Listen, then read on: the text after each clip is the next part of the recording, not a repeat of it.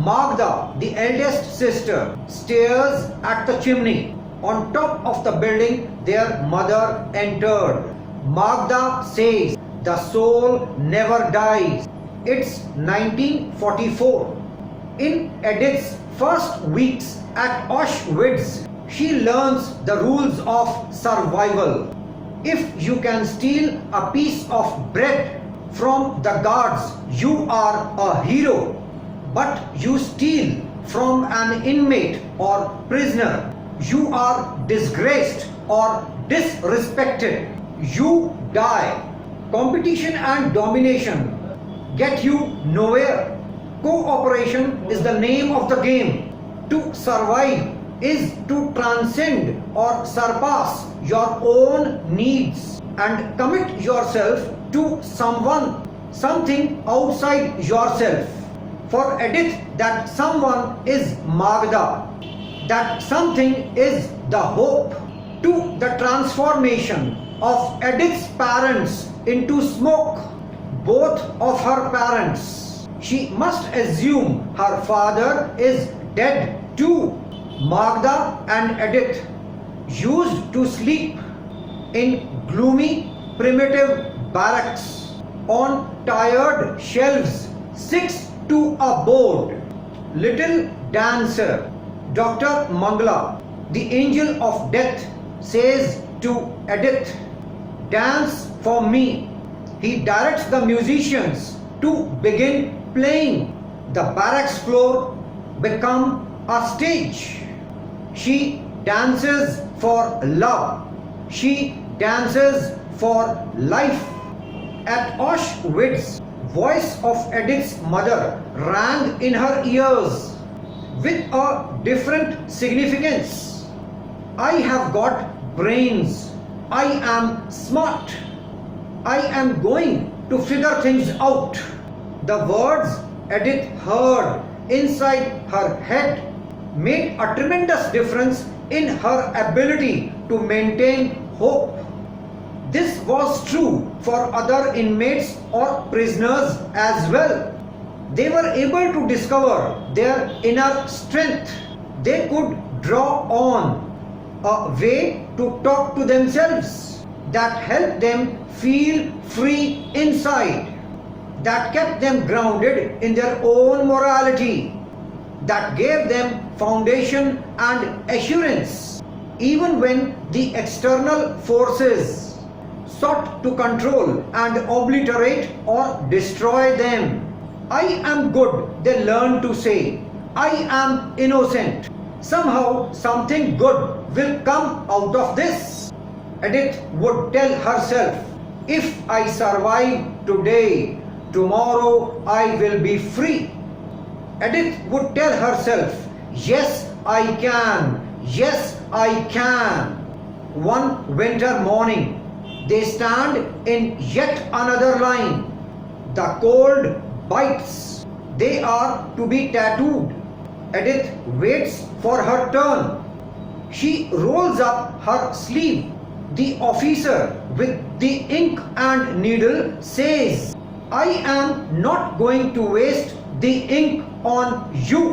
He pushes Edith into a different line. Edith says, "We never know what the lines mean." The only thing Edith knows is that she must pass to whatever lies ahead with Magda, the eldest sister, even if what lies ahead is death. Time is slow and time is fast. Guards ring them. Edith has been tied up with cart wheels. Edith is in motion. She is doing cart wheels. Hands to earth, feet to sky. Around, around. A guard stares at Edith. He is right side up. He is upside down. Edith expects a bullet any second. Edith doesn't want to die, but she can't keep herself from turning around again and again. The guard doesn't raise his gun. "Okay," he seems to say, This time you win. And Edith survives. They have been told, we are going to a place to work. The Russians are approaching Poland from one side, the Americans from the other. The Nazis are evacuating or leaving Auschwitz bit by bit. The inmates or prisoners, they are leaving behind. Those who can survive one more month at Auschwitz will soon be free. Magda, the eldest sister, explains. Edith's teacher, the one from the brick factory, the one whose baby had cried and cried at Auschwitz. All the women with small children were sent directly to large gas chambers from the start.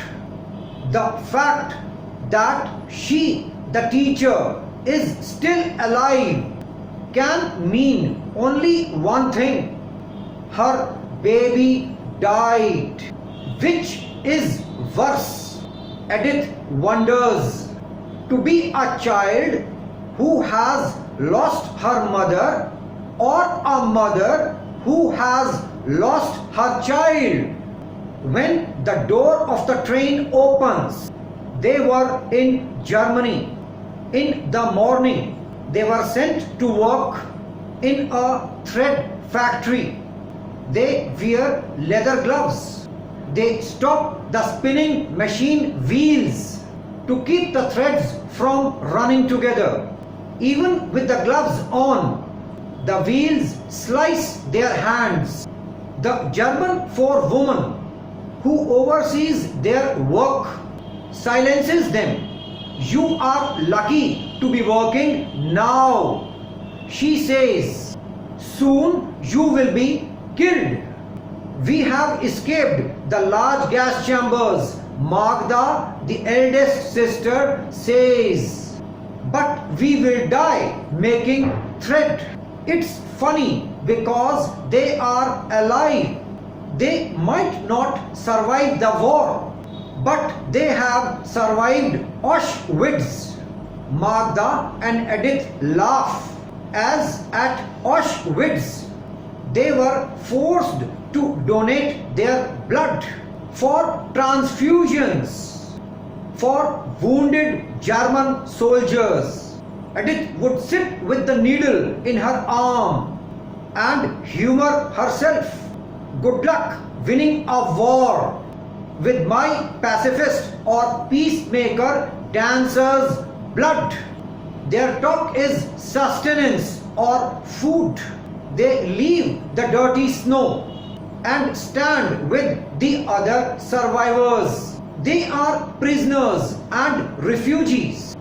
They have long since lost track of the date and of time. Magda is Edith's guiding star. They are pulled from the ammunition trains one morning. They march many days in a row without food. Counting inmates or prisoners is the guards' preoccupation. Edith doesn't count how many of inmates or prisoners remain. Maybe Edith doesn't count because she knows that each day the number of inmates or prisoners is smaller. It's not a death camp, but there are dozens of ways to die. The roadside ditches run red with blood from those shot in the back or the chest, those who try to run, those who couldn't keep up. Some girls' legs freeze, completely freeze, and they keel or collapse over like felled trees. Exhaustion, exposure, fever, hunger. If the guards don't pull a trigger, the body does.